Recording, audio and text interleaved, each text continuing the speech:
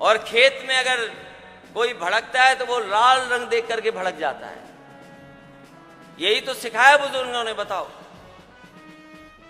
कभी कभी कुछ खेत में जो होते हैं वो लाल रंग देख करके भड़क जाते हैं। यही तो सिखाया गया।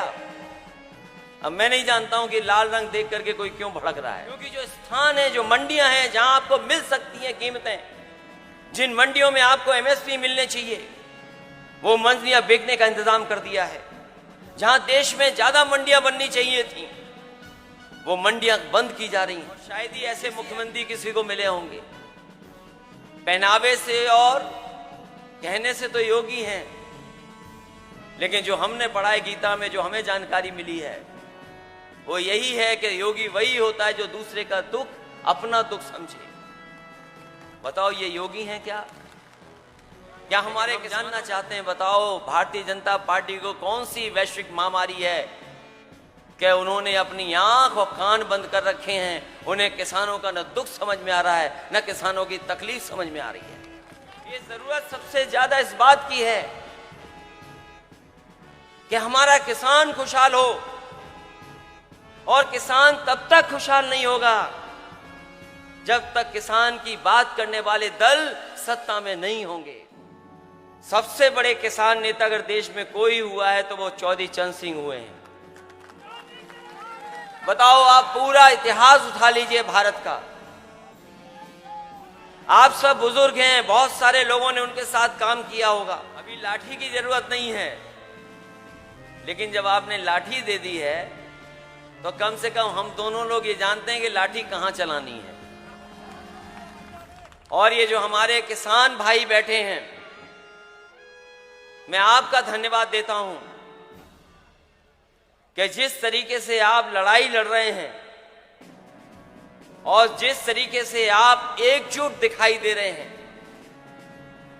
कोई घबराया हो ना हो, लेकिन भारतीय जनता पार्टी के लोगों को पता लग गया है कि अब किसान रुकने वाला नहीं है, और किसान तभी रुकेगा जब तीनों कानून इस देश से बाहर चले जाएंगे, तीनों कानून का सफाया हो जाएगा। मैं संजय लाठर जी को बधाई देता हूं, और मैं सोच भी रहा था कि आखिरकार इतनी बड़ी किसान पंचायत में उन्होंने हमें लाठी क्यों दी। और ये मुझे लगता है ये बुजुर्गों ने कहा होगा कि लाठी से अच्छी कोई चीज नहीं है, आप लाठी से सम्मान करिए इनका। मैं बधाई देता हूं कि हमें लाठी दी, लेकिन हम और जयंत चौधरी जी दोनों नौजवान हैं, अभी लाठी की जरूरत नहीं है। अभी लाठी की जरूरत नहीं है, लेकिन जब आपने लाठी दे दी है तो कम से कम हम दोनों लोग ये जानते हैं कि लाठी कहां चलानी है।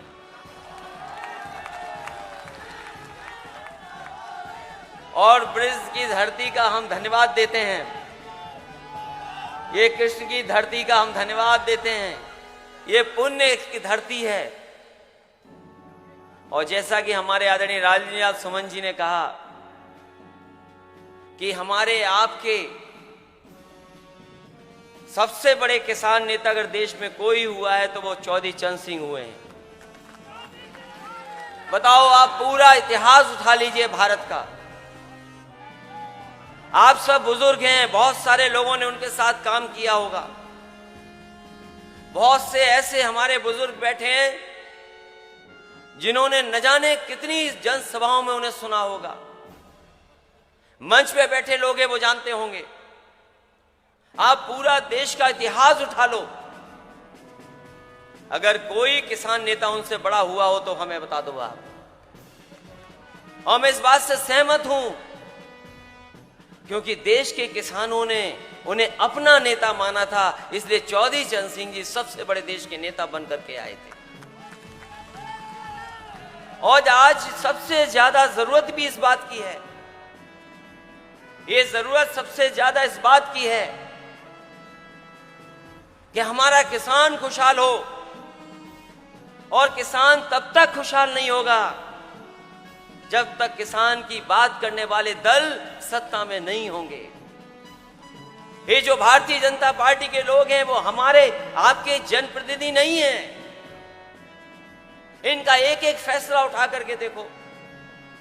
हम यहां बुजुर्ग जितने बैठे, जितने सभा में लोग हैं,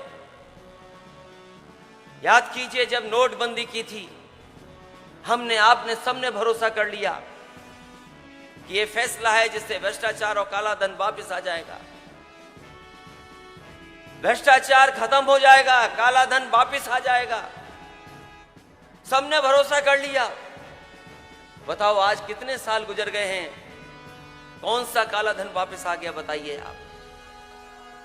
और जीएसटी जो लागू की गई, जीएसटी कानून,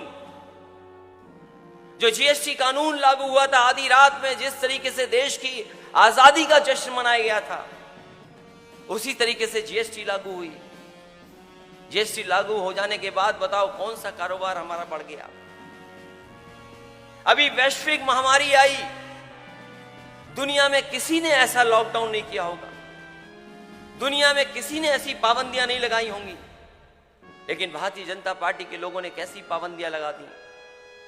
ये सच है कि वो वैश्विक महामारी से बचने के लिए हमें और आपको सबको अपनी नाक और मुंह बंद करना पड़ गया। हमने भरोसा किया उनका, भारतीय जनता पार्टी के लोगों का। उन्होंने कहा कि आपको मास्क पहन के रहना पड़ेगा। हमने आपने सबने नाक और मुंह बंद कर लिया। लेकिन हम जानना चाहते हैं, बताओ भारतीय जनता पार्टी को कौन सी वैश्विक महामारी है क्या उन्होंने अपनी आंख और कान बंद कर रखे हैं। उन्हें किसानों का न दुख समझ में आ रहा है, न किसानों की तकलीफ समझ में आ रही है। याद कीजिए वो समय जब कहा कि हम आय दोगुनी कर देंगे। ये सब खेती करने वाले बैठे हैं, ये दिन रात खेत पे काम करते हैं। बताओ कौन सी पैदावार की आय दोगुनी हो गई। धान आया, बिक गया, किसी ने पूछा नहीं। कौन सी फसल की पैदावार बढ़ गई। और यही नहीं, बताओ इस वैश्विक महामारी में डीजल और पेट्रोल की कीमत कितनी बढ़ा दी। डीजल पेट्रोल जो लोग ट्रैक्टर से चल करके आए होंगे, जो खेती करते होंगे, वो पूछिए डीजल पेट्रोल कितनी बढ़ गई। हम ये जानना चाहते हैं इस किसान पंचायत के माध्यम से कि जो डीजल पेट्रोल की कीमत बढ़ी है, वो आखिरकार उसका मुनाफा का जा रहा कहां रहा है। इसलिए साथियों, जहां दिल्ली की सरकार ने 3 कानून हम पे लागू कर दिए, वहीं हमारे मुख्यमंत्री जी ने भी कुछ कम काम नहीं किए हैं। और शायद ही ऐसे मुख्यमंत्री किसी को मिले होंगे। पहनावे से और कहने से तो योगी हैं, लेकिन जो हमने पढ़ा है गीता में, जो हमें जानकारी मिली है, वो यही है कि योगी वही होता है जो दूसरे का दुख अपना दुख समझे। बताओ ये योगी हैं क्या? क्या हमारे किसानों का दुख दर्द समझ पा रहे हैं? कोई दुख हमारा समझ पा रहा कि नहीं समझ पा रहा? और इधर तो अभी हरी टोपी तक बात नहीं आई है, हरी सफेद टोपी तक बात नहीं आई है, अभी तक तो लाल टोपी पे रुका हुआ है मामला। और ये हमारे किसान हैं, ये हमारे बुजुर्ग हैं, हमें बुजुर्गों ने यही सिखाया है। और खेत में अगर कोई भड़कता है तो वो लाल रंग देख करके भड़क जाता है। यही तो सिखाया बुजुर्गों ने। बताओ, कभी कभी कुछ खेत में जो होते हैं वो लाल रंग देख करके भड़क जाते हैं। यही तो सिखाया गया। अब मैं नहीं जानता हूं कि लाल रंग देख करके कोई क्यों भड़क रहा है। इसलिए जहां ये पंचायत चल रही है, और वहीं मैं गाना सुन रहा था, एक अपने सांस्कृतिक प्रकोष्ठ के लोग हैं या जो यहाँ के बहुत लोकप्रिय गायक हैं, कि अगली सरकार हो हमारी तो अगली सरकार तभी होगी जब हम भाईचारा का रास्ता अपनाएं, हम अपने किसान का रास्ता अपनाएं। क्योंकि बीजेपी से ज्यादा चमत्कारी पार्टी कोई नहीं है, भारतीय जनता पार्टी से ज्यादा साजिश करने वाली पार्टी कोई नहीं है। उन्होंने अभी तक जो सत्ता पाई है वो केवल हमें और आपको बांट करके सत्ता पाई है, हमारे और आपके बीच में खाई पैदा कर करके सत्ता पाई है। और जिस समय ये हमारे किसान भाई जागरूक हो जाएंगे, मुझे नहीं लगता है कि वो सत्ता पा पाएंगे। इसलिए हम बहुत सारे अपने किसान भाइयों को बधाई देना चाहते हैं। लगातार हम लोग किसान पंचायत कर रहे हैं, किसानों को जगाने का काम कर रहे हैं और इस उम्मीद और इस भरोसे के साथ जगा रहे हैं कि आने वाले समय में जब आप मतदान करने जाएंगे तो इन भारतीय जनता पार्टी के लोगों को आप सबक सिखाने का काम करेंगे। क्योंकि जो स्थान है, जो मंडियां हैं जहां आपको मिल सकती हैं कीमतें, जिन मंडियों में आपको एमएसपी मिलने चाहिए, वो मंडियां बिकने का इंतजाम कर दिया है।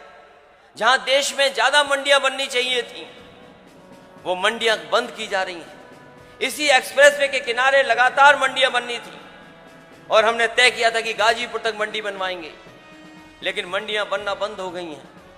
मंडियां अगर नहीं होंगी और ऐसे 3 कानून लागू हो जाएंगे तो सोचिए हमारा आपका जो किसान जो पैदावार कर करके जाएगा वो बाजार में कौन कीमत दे देगा। अगर किसान को बाजार के हालात पे छोड़ दोगे तो किसानों को कोई मुनाफा नहीं हो सकता। ये भारतीय जनता पार्टी के लोग बड़े बड़े उद्योगपतियों से, बड़े बड़े लोग जो कारोबार कर रहे हैं, उनसे मिल करके हमारी आपकी खेती को छीनना चाहते हैं। और कोई एक दिन में नहीं छीनेगी, लेकिन जिस तरह के कानून आ गए हैं, एक न एक दिन ऐसा आएगा जिसके बाद आपकी हमारी खेती छिन जाएगी। इसलिए मैं बधाई देता हुआ आरएलडी और समाजवादी पार्टी के सभी कार्यकर्ता साथियों का, संगठन के लोगों का और अपने दोनों पार्टी के नेताओं का कि ऐसी शानदार आपने किसान पंचायत की है। हमें उम्मीद है कि इसी तरीके से अगर किसान को हम जगाते रहे तो आने वाले समय में भारतीय जनता पार्टी का पता नहीं लगेगा। इसके साथ साथ हम अपने फौज के सैनिक भाइयों का विशेष धन्यवाद देते हैं जिन्होंने देश की सेवा की है। ये जहां देश की सेवा कर करके आए हैं, ये किसान परिवार से ही निकल करके इन्होंने देश की सेवा की है। ये इनके भी किसान के परिवार है। इसलिए एक तरफ जहां किसान आए हैं, नौजवान आए हैं और सैनिक आए हैं, हमें उम्मीद है कि आने वाले समय में ये बदलाव दिखाई देगा और ऐसा बदलाव दिखाई देगा कि देश देखेगा कि किसानों की ताकत भी ये ताकत होती है।